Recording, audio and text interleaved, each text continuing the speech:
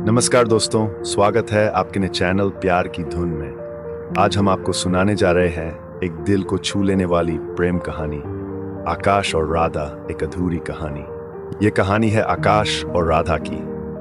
आकाश एक सफल चित्रकार जो अपनी पेंटिंग्स के जरिए दुनिया को अपनी नजरों से देखता है। राधा एक लेखिका जो अपनी कहानियों के जरिए लोगों के दिलों को छू लेती है। दोनों की मुलाकात एक कला प्रदर्शनी में होती है, जहां आकाश की पेंटिंग्स राधा की कहानियां प्रदर्शित की जाती है। पहली मुलाकात में ही आकाश राधा की कहानियों से प्रभावित हो जाता है। उसे महसूस होता है कि उसकी पेंटिंग्स और राधा की कहानियों में एक अनकहा रिश्ता है। राधा भी आकाश की पेंटिंग्स को देखकर उसके कला के प्रति जुनून को समझ पाती है। इस पहली मुलाकात में ही दोनों के बीच एक खास जुड़ाव बन जाता है। आकाश और राधा की मुलाकातें बढ़ने लगती हैं। वे साथ में कला और साहित्य पर बातें करते हैं, एक दूसरे के विचारों को समझते हैं और एक दूसरे के काम की सराहना करते हैं। धीरे धीरे उनकी दोस्ती गहरी होती जाती है और वे एक दूसरे के बिना अपने जीवन की कल्पना नहीं कर पाते।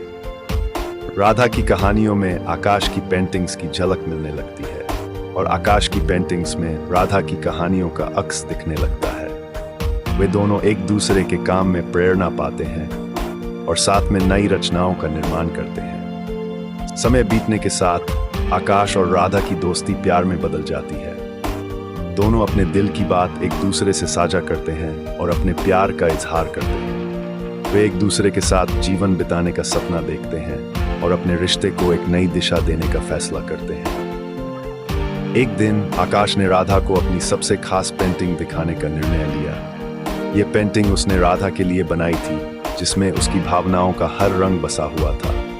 राधा ने भी आकाश के लिए एक कहानी लिखी थी जो उनके प्यार की कहानी को बयान करती थी। लेकिन उनकी कहानी में एक बड़ा मोड़ तब आता है जब राधा को अपनी मां की तबीयत खराब होने की खबर मिलती है। राधा को अपने गांव वापस जाना पड़ता है और आकाश को उसके बिना शहर में रहना पड़ता है। दोनों के बीच दूरियां बढ़ जाती हैं, लेकिन उनका प्यार कम नहीं होता।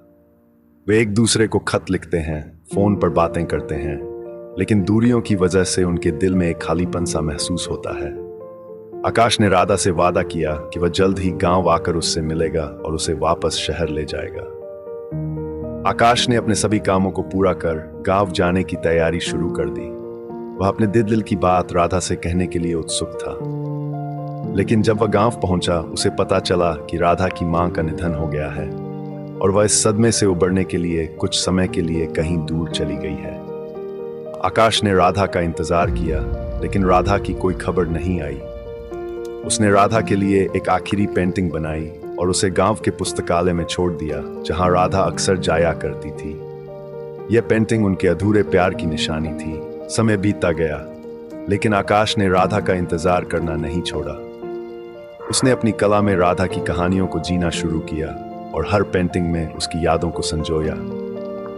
एक दिन जब आकाश अपनी नई पेंटिंग प्रदर्शनी में व्यस्त था, उसे राधा की एक चिट्ठी मिली। चिट्ठी में लिखा था, आकाश, मैं तुम्हारी यादों को हर दिन जीती रही। तुम्हारी पेंटिंग्स ने मुझे जीने की एक नई वजह दी है।